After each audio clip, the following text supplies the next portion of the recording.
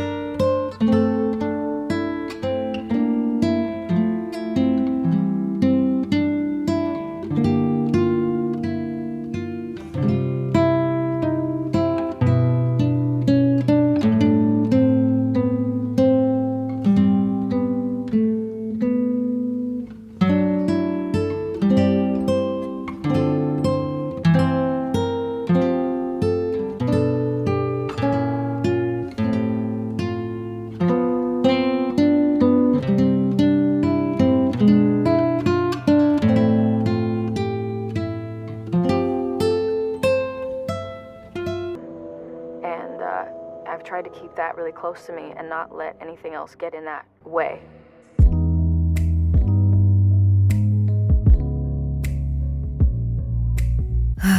Alright, so this video is going to be pretty long, so I really recommend grabbing some PJs and some tea and just sitting back and relaxing. We're gonna be diving into pretty heavy things in this video. Body dysmorphia, gender expression, the female archetypes, the pick-me girl, and I have a special feature for you guys later on in the video with someone very special. Before we get into all this mess, I want to say a big thank you to Care Of for sponsoring this video. Care Of is a good brand for people who are like me that really do be skipping self-care. Care Of is a health service that delivers high-quality personalized vitamins and supplements to your door every month. They have like this really fun, like simple quiz on their website. When I was doing the quiz, my biggest aim was sleep and skin because those two do not sync up when you're stressed out. They recommended me magnesium, which helps the body relax. They have a really big selection, like plant-based protein powder, and these super cool quick sticks. The vitamins and supplements are sent directly to your door. It's literally the cutest packaging ever. It has my name on it. It's super convenient, which I know for someone like me who will not drink water or take any vitamins for the life of me unless it's like 2 inches from my face. It's super cool that the vitamins come in a little packet so I can just get it and go. So y'all take Care Of's quiz today and see what vitamins and supplements you get. Click on the link below and use my code for 50% off your first order. Let's go to the very beginning. Let's go to blue and pink. The world has a funny way of always condensing big things into small two categories. In this case, we can use blue and pink as an example when it comes to the binary gender. Today, we know pink is feminine, blue is masculine, but why exactly those colors? Why not purple for boys or orange for girls? What is it with these two colors in particular? Before babies were assigned the colors pink and blue, they wore regular white clothing. Both female and male babies would wear unisex nightgowns until a certain age. Even Franklin D. Roosevelt dressed this way as a child. After World War I, the reinforcement of gender roles in the nuclear family and conformity became very popular. However, blue wasn't for boys quite yet. Neither was pink for girls. This was because back then, pink was considered a strong, decided color, while blue was considered delicate and dainty. But how do we get from this to this? Well, many things played a role. Some people think Mimi Eisenhower's inaugural dress played a big part. Same with the Think Pink song in 1957. But one of the biggest reasons was because of the 1980s ultrasound technology. This is where we see the change of, your baby is a boy, so buy blue things for him and boy toys. Your baby is a girl, buy pink things for her and girl toys. The colors blue and pink were now assigned stereotypes and characteristics associated with their gender. But this whole pink and blue thing and gendered toy thing isn't just for babies. Pink started to become associated with women who were hyperfemme. Pink was considered for women who wanted male validation. And this notion hasn't changed at all. In fact, in movies and TV shows, pink is often seen to be worn by women who are, you know, catty. Because of course, women who like getting their nails, hair, and makeup done are just that. They are women who give in to the patriarchy. They're, you know, mean girls.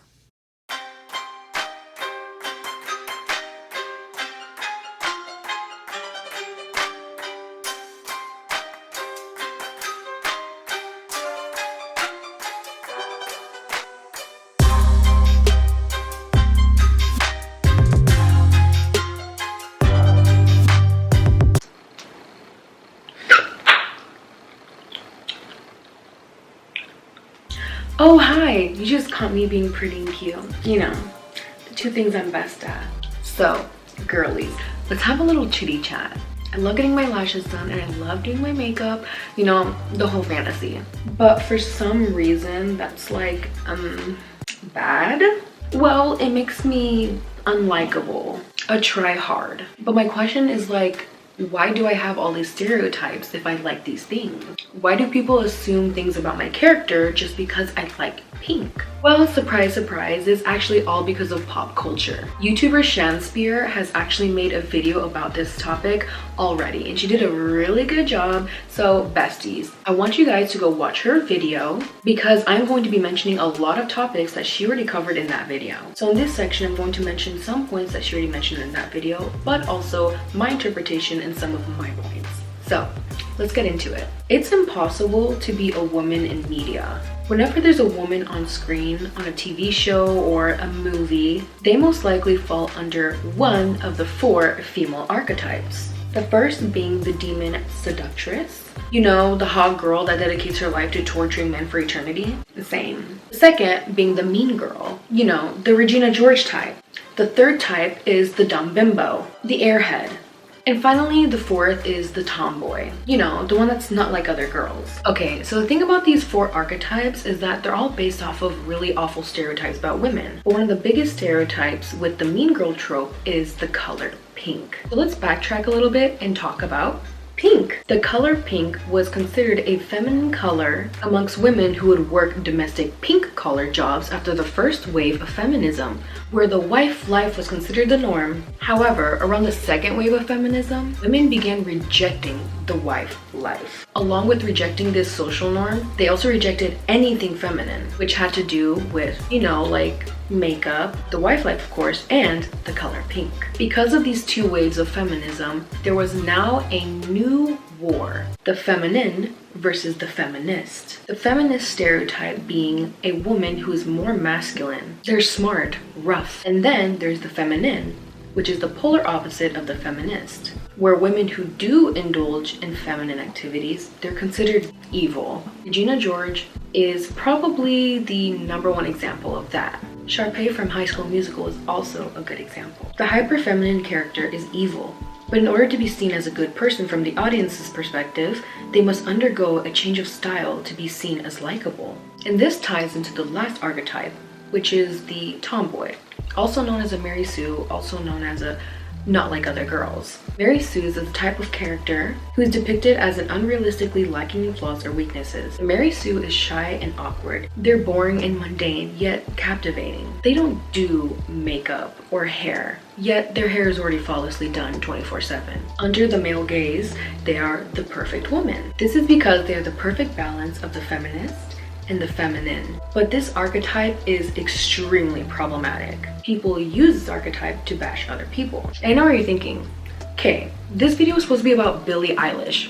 Where is the Eilish? Actually, Billie is a perfect example of this. When Billie Eilish first stepped into the scene, she became super famous for, well, wearing baggy clothes. People immediately labeled her as modest and not like other celebrities. However, all of this wasn't intentional. If you're a true Billie Eilish fan, you would know that the reason why she wore such baggy clothes and covered herself up was to avoid being judged. In fact, she herself has said that she hates when people use her as an example to tear down other women.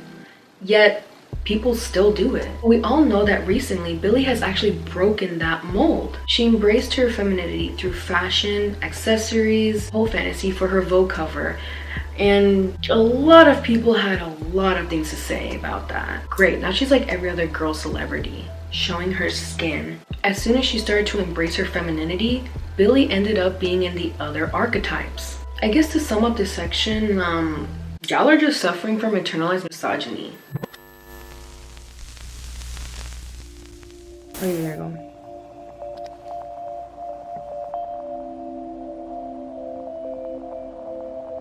Hi, my name is Penny. Today I will be sharing my experience and my mindset that I had when I was a pick-me girl. Now I do want to say there's a big difference between being a tomboy and a pick-me girl. I do believe from a very young age I was a tomboy. My mom told me that I was from a very young age. But what I realized growing up is that I was treated differently for being a tomboy. I was treated with more respect than other girls who weren't. I was treated with more decency. I've never really been catcalled in my life, which was something that I saw happen to a lot of other girls that did embrace their femininity. So as I grew up, just being myself, those are definitely things that I witnessed and internalized. I definitely endured a lot more unwanted comments about my body and myself. It also didn't help that I did grow up in extreme form of religion where women were not allowed to embrace their femininity because they were demonized for that. Therefore, I had even more this internalized belief that ultra feminine is bad. So all of my life I grew up in an environment where women who wore makeup, women who wore heels and tight dresses, the people around me were always kind of the adults were saying oh, look at her, so promiscuous, so she's degrading herself.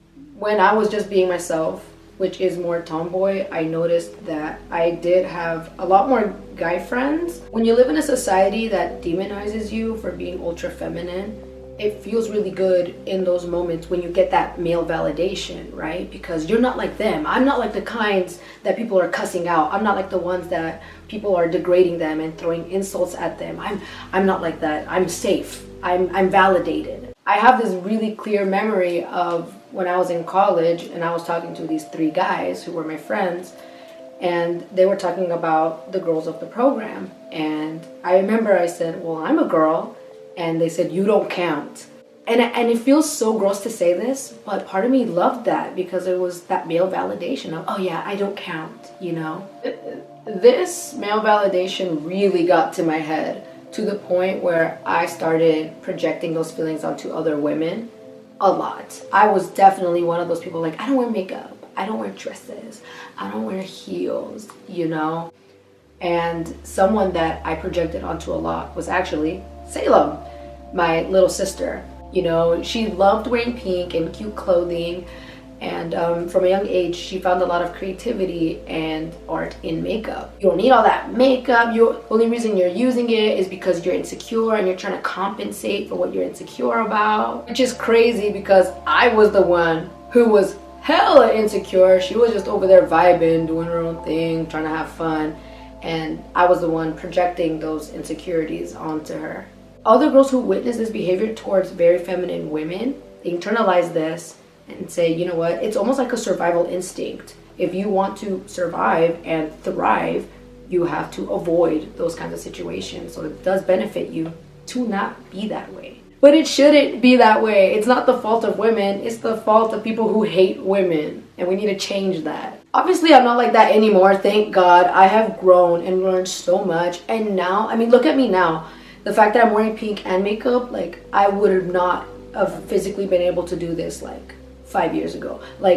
I had so much guilt. When I wore even a little bit of makeup, even concealer, I had so much guilt wearing it because I thought, oh, I'm giving into what people want me to be, a girly girl. And it was really messing with my head. But I think the number one biggest thing was Gen Z, because Gen Z is so outside of the gender binary. The gender binary was extremely firm, and if you stepped out of that gender binary, you would face backlash to the point physical beatings. As I saw the younger generation, they're gender bending and drag queens and just people who don't let gender define who they are. It was so revolutionary to my brain. Wait, hold up. People were using makeup and fashion to just be who they wanted to be. They didn't care about abiding to a gender binary. And that was, for me, that was like, what? And it sounds so simple, but when you grow up in an environment that is so strictly gender binary, it's hard, really hard to break out of that. I was raised with such a rigid definition of what it meant to be a woman, and I naturally felt like I just don't fit into that. I don't have to be this way because I'm a woman. I'm just a human who happens to be a woman, and I can like different things. So now that I'm presenting more feminine online, I've actually gotten messages from people saying, you've changed, you're not who you used to be. I literally got a comment like 2 days ago from somebody saying, you are trying so hard to be someone that you're not. You try so hard to be feminine and you're not. I relate to Billie Eilish so much. She used to wear a lot of baggy clothes. I used to wear a lot of baggy clothes. But everyone as a public has witnessed how much she has grown from self-deprecation to fear of judgment of her female body, to self-hatred of her female body, to embracing herself and embracing her femininity, and now receiving backlash for that, because that is exactly what I'm dealing with right now with my own audience at times. The fact that Billie went from a baggy tomboy and being praised for it to now embracing her womanhood and being shamed for it, it is the perfect example of how society views femininity, and it is a perfect example of the Madonna whore complex.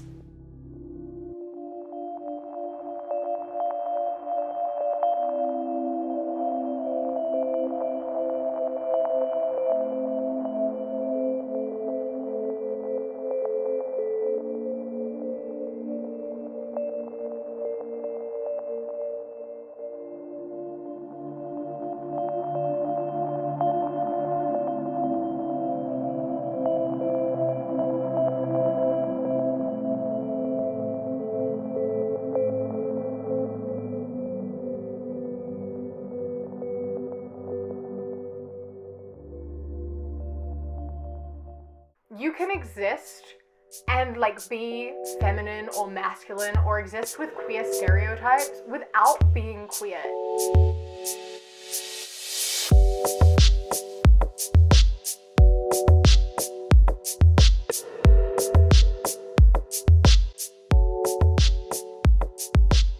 So throughout this entire video, we covered a lot. Some things seem like they didn't correlate, but I'm here to give the rundown of absolutely everything that we just learned. Women are not allowed to do anything. They're not allowed to be individuals or express themselves. Well, they are, but not without judgment. Because as soon as they do, they're immediately put into one of the 4 archetypes. And of course, the same thing can be said about gender and gender expression. As soon as someone breaks the gender norm, they're also put into a box. But by immediately putting someone into a box as soon as they step out of the traditional norm, it reinforces and strengthens the very opposite thing that we're trying to normalize. Which of course leads to the erasure of being gender non-conforming, from extreme aesthetic styles to men wearing extreme makeup to women gender bending. It's a little hard to dissect these things because when a straight person meets all these qualities but don't identify as queer, then they're queer baiting. YouTuber The Queer Kiwi recently came out with a video talking about this very subject. She talks about Billie Eilish and the whole queer baiting controversy. She talks about how Billie Eilish is just naturally a person who isn't traditionally feminine or masculine, and ultimately how it's none of our business how she identifies, how she chooses to express herself, and whether or not she identifies as being queer. Another celebrity who recently came under fire about the same exact thing is Harry Styles. Because he dressed more effeminate and wore a dress for one of his photo shoot covers, he was labeled as queer baiting, and then on the other side, destroying America. But also comments that, well, he must be gay if he's dressing this way. But people are forgetting that sexuality is much more than just blue or pink.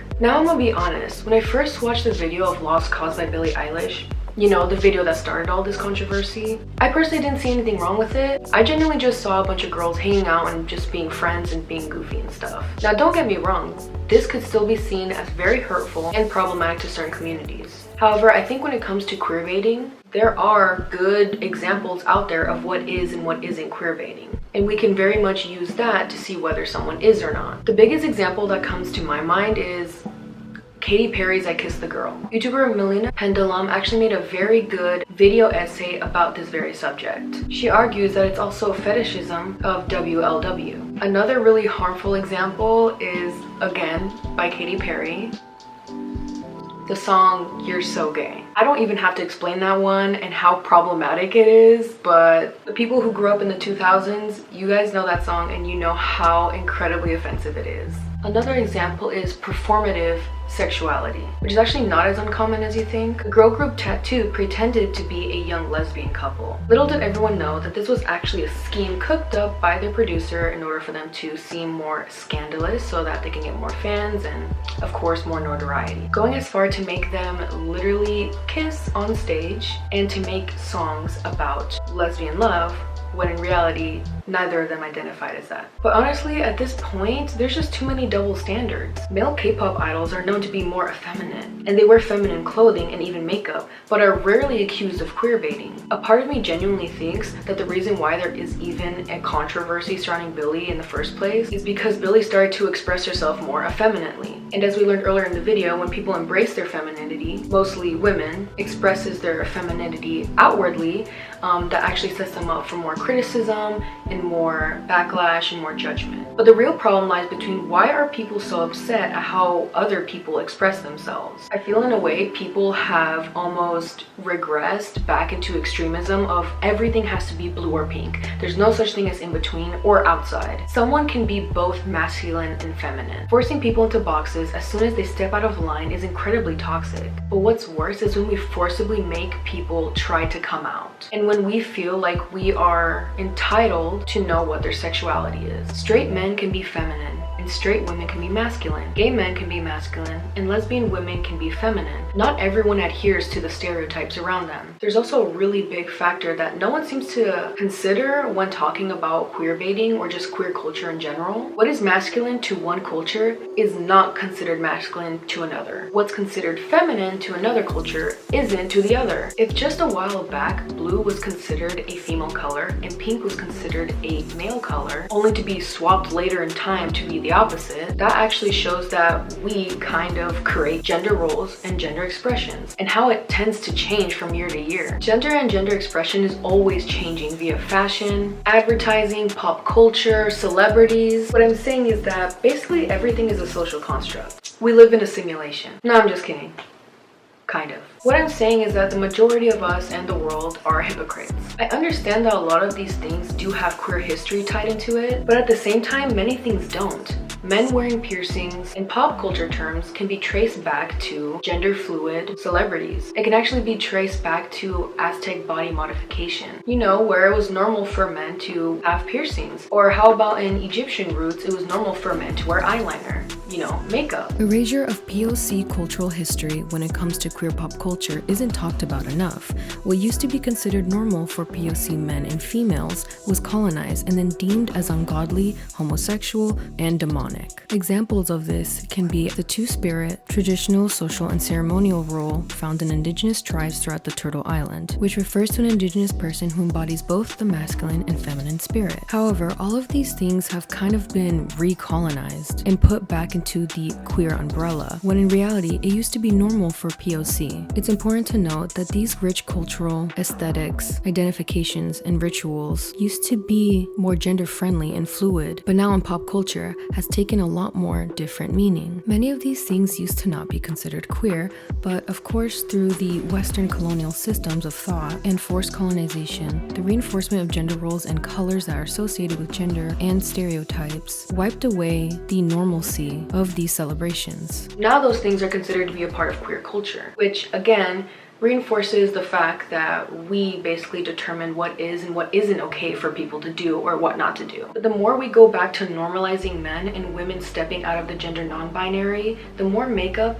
fashion, and all the things that used to have a stigma around them will become normalized. And then it wouldn't be so uncommon. And we'd be that much closer to living in a society where expressing yourself via these things isn't demonized. I think this obsession of wanting to know celebrities' sexualities, how they identify, is really, really weird invasive and toxic. It can lead people to go back into the closet, to fear expressing themselves. We need to encourage people to explore themselves more, to figure themselves out more. And that takes time and work. And when a person does go through the time and work to figure themselves out, they still don't owe us an explanation as to how they feel the way they feel. We often view celebrities and influencers as people who lack emotions. You know, they have to be perfect, they have to have everything figured out. But guys, Billie just turned 19. She's figuring herself out. Just because legally you are an adult doesn't mean that mentally you are. We really have to stop putting such impossible standards on young people who are still exploring,